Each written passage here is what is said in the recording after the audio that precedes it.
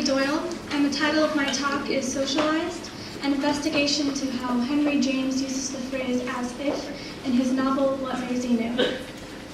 As my title states, I'm here to talk to you today about a phrase comprised of two words. Why? Simply put, I believe that words are important, and that by choosing certain words over others, we are actually revealing quite a bit about our world. About the parts of our world, even, that sometimes go unseen.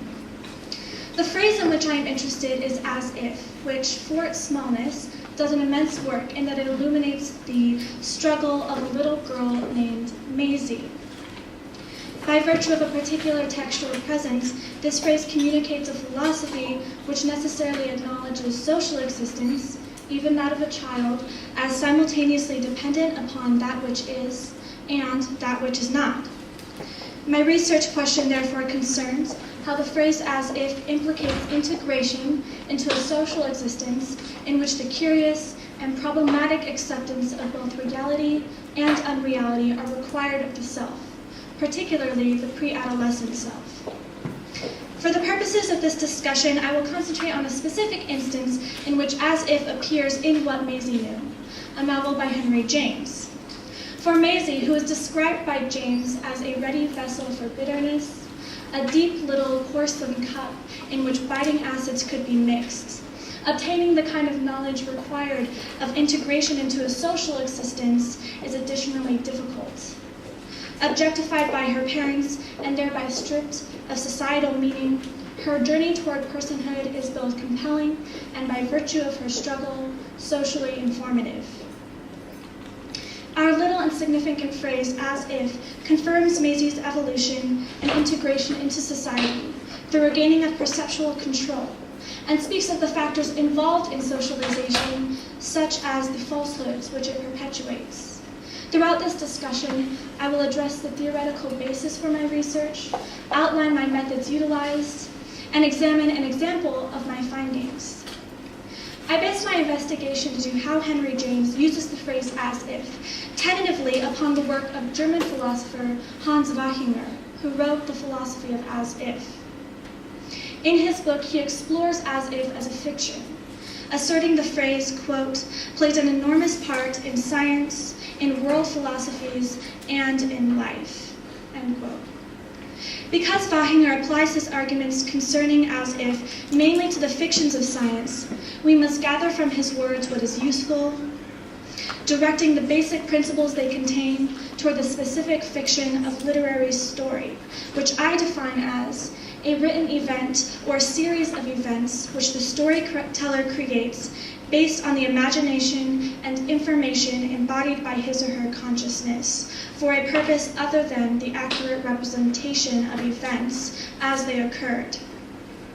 Beyond this, Wachinger contributes something vital, his definition of as if, or as he puts it, what as if contains. Immediately, the phrase can be termed as the consciously false. However, this is just the surface of all that it means and does not address what it does. Wachinger therefore insists that there must apparently be something else hidden, that the particle of as if implies a decision to maintain falsity, formally and in spite of difficulties. Between the as and if, he writes, a whole sentence is implied.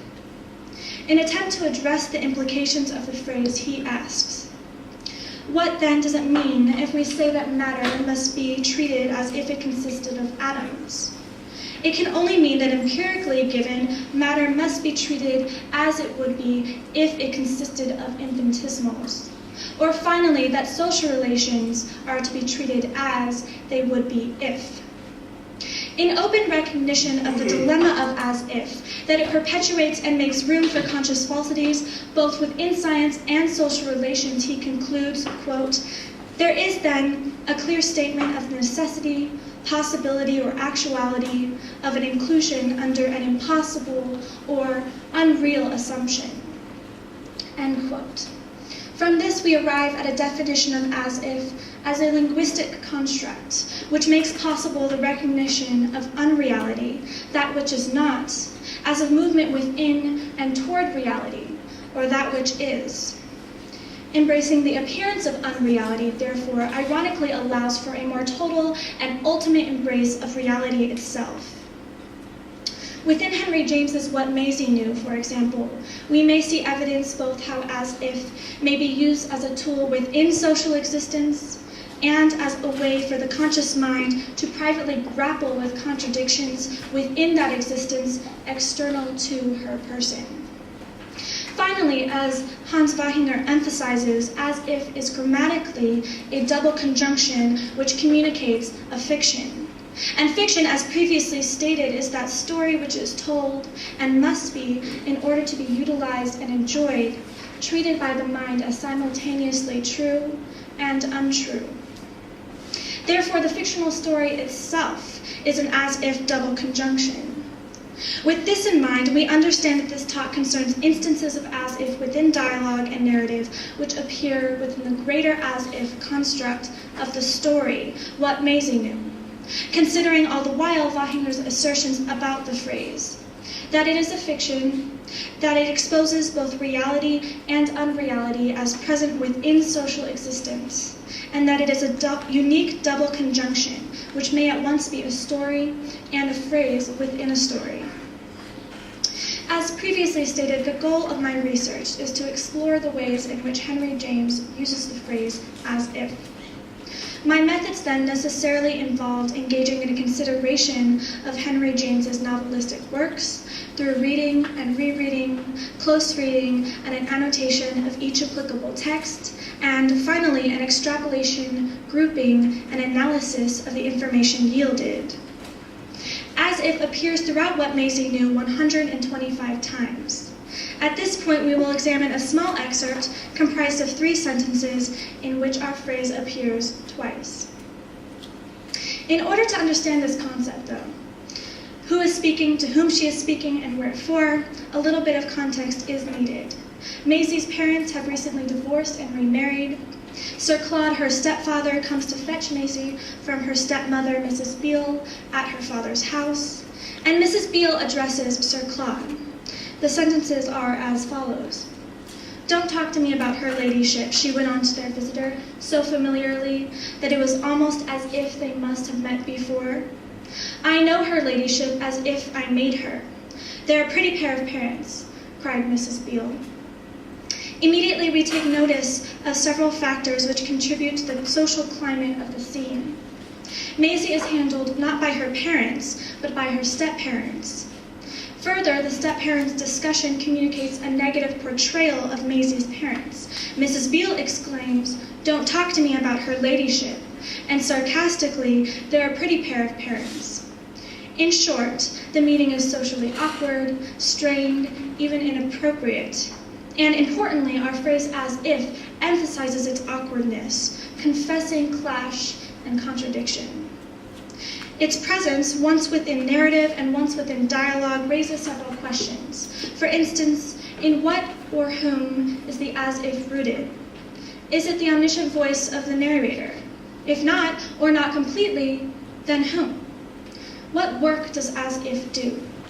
Is the work as if does within narrative as opposed to dialogue at all different, and if so, how? Within dialogue, the phrase as if begins and ends with Mrs. Beale. She speaks it, therefore she thinks it. However, within narrative, its origin is less clear. The observation contains the fact that Mrs. Beale speaks to Sir Claude so familiarly that it was almost as if they had never met before. In what or whom does this as if originate? Answering this question, while not without complication, is vital because it will inform us the apparent limits of the narrative voice, and if originating in a single character, it will reveal something of that character as well. It will reveal perception and possibilities of consciousness and unconsciousness. Beginning with the title of the work, What Maisie Knew, we can assume the novel concerns, if not wholly reveals exactly that. The preface confirms this.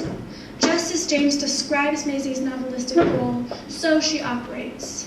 Maisie is, quote, a center and a pretext for a fresh system of misbehavior, who would, with the consciousness of relief, attempt to interpret the close web of sophistication that is social relationship. Maisie therefore registers in her small and profound way the fact that Mrs. Beale and Sir Claude behave in a way which suggests they have met before. They, in other words, act as if. We can therefore safely assume that as if is a mark of Maisie's consciousness, and as the title claims, what she knows. If within the narrative the as if acts as a signifier for Maisie's knowing, to what degree does she know, and what is the substance of that knowing? That is, what work does this little phrase do? How does it perform? The presence of as if indicates that Maisie's knowledge consists of a clear perception of unreality as present within social interaction. She makes note of an inconsistency between information that has been fed to her, that Mrs. Beale and Sir Claude have never met before, and information she gathers on her own, that despite this, they behave in a way which suggests they have. Without in her innocence comprehending the social implications behind this inconsistency, that Mrs. Beale and Sir Claude are beginning or have already begun an affair, she intelligently makes note of its existence through the use of the phrase as if. In doing so, she reflects contradiction and acknowledges the presence of both reality and unreality. That is, she captures the unreal assumption of which Wahinger speaks of as being present within society. Considering for a moment the remaining as if, the as if of dialogue will confirm what the as if of narrative suggests. That Maisie is beginning to understand what the use of this little phrase means socially. I know her ladyship as if I made her, Mrs. Beale claims. In doing so, her stepmother acknowledges her superiority and power, and it is to her social favor. By using as if, she adorns herself with power over the person of whom she speaks, Maisie's mother, Mrs. Farange. Her utilizing as if through speech ultimately raises a significant question. Can reality and unreality merge and or transform from one into the other? If Mrs. Beale can assert dominance over Mrs. Farange through the use of as if, she can perhaps truly add to her social power as well.